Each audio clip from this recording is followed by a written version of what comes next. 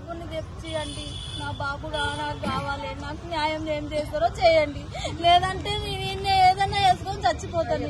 నేను నాకు మాత్రం న్యాయం కావాలి, న్యాయం కావాలి, న్యాయం కావాలి. అల్వాల్ ప్రాంతంలో వెలిసినటువంటి రిలయన్స్ స్టోరు ఇక్కడ చూసుకుంటే ఎంత ఎత్తు మీద ఉంది మనకు కనబడుతుంది. ఇంత ఎత్తు మీద గూడ్స్ యొక్క లోడింగ్ అన్లోడింగ్ ఎవరైనా చేస్తారా? దానికి ఒక డక్ యార్డ్ ఉంటది. ఆ డక్ యార్డ్ ఫ్లాట్ గా ఉంటది. ఏ బండి వచ్చినా గూడ్స్ వచ్చినా అక్కడ లోడింగ్ అన్లోడింగ్ జరిగి వెళ్ళిపోతుంది తప్పించి ఇంత ఎత్తులో పెట్టి వాడు గూడ్స్ అన్లోడింగ్ చేసి ఎవరు ప్రాణాలు దేనికి రిలయన్స్ స్టోర్ పెట్టినారు? ఈ అల్వాల్లో అసలు ఈ రిలయన్స్ స్టోర్ పెట్టి ఈ మన ప్రజల ప్రాణాలకు ఎటువంటి రక్షణ లేకుండా పోయింది.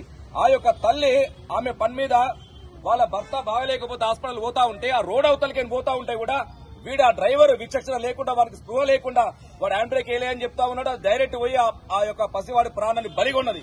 దీనికి ఎవరు బాధ్యులు? రిలయన్స్ యాజమాన్యం జరగగానే బంద్ చేసుకుని పోయింది. కానీ వాళ్ళకి న్యాయం చేయాలని స్పృహ వాళ్ళకి లేదు. దాదాపు 3:30 ప్రాంతంలో ఈ యొక్క ఘటన జరిగితే మేము రాత్రి 11:30 వరకు పోలీస్ స్టేషన్ లో ఉన్నాము. మేము వీళ్ళకి ఫోన్ చేస్తున్నాం, వాళ్ళకి ఫోన్ చేస్తున్నాం. ఎవడు వచ్చింది లేదు, చేసింది లేదు. ఆ యొక్క పిల్లగాని ప్రాణాలు వాళ్ళు తెచ్చిస్తారా? మీ రిలయన్స్ ఎటువంటి సేఫ్టీ మెజర్మెంట్స్ లేవు, జీరో సేఫ్టీ మెజర్మెంట్స్. అసలు దీనికి ఎవరు పర్మిషన్ ఇచ్చిండు? పోలీసు వాళ్ళు కూడా వాళ్ళు ఏం చేస్తున్నారంటే వాళ్ళు చెప్పేది విందామంటున్నారు, న్యాయం జరిగే మేము ప్రయత్నం చేస్తామంటున్నారు తప్పించి ఇప్పటివరకు ఏం న్యాయం జరగలేదు. ఆ యొక్క తల్లి గోసాబన ఇప్పటివరకు తీరలేదు. అంటే పైసలు ఇస్తే ఆ ప్రాణం వస్తుందని కాదు, కానీ మీరు ఎవరి కోసం పెట్టుకున్నారు? ఇక్కడ అల్వాల్లో రక్షణ లేని రిలయన్స్ ఇక్కడ మా అల్వాల్లో అవసరం లేదు. ఈడ రక్షణ పెట్టే వరకు ఈ తల్లికి న్యాయం జరిగేంత వరకు ఈ అల్వాల్ రిలయన్స్ మూత పడాల్సిందే.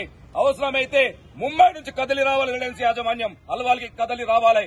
అల్వాల్లో ఈ యొక్క తల్లికి న్యాయం జరిగేంత వరకు ఈ రిలయన్స్ మళ్లీ తెరుచుకునేదే లేదు.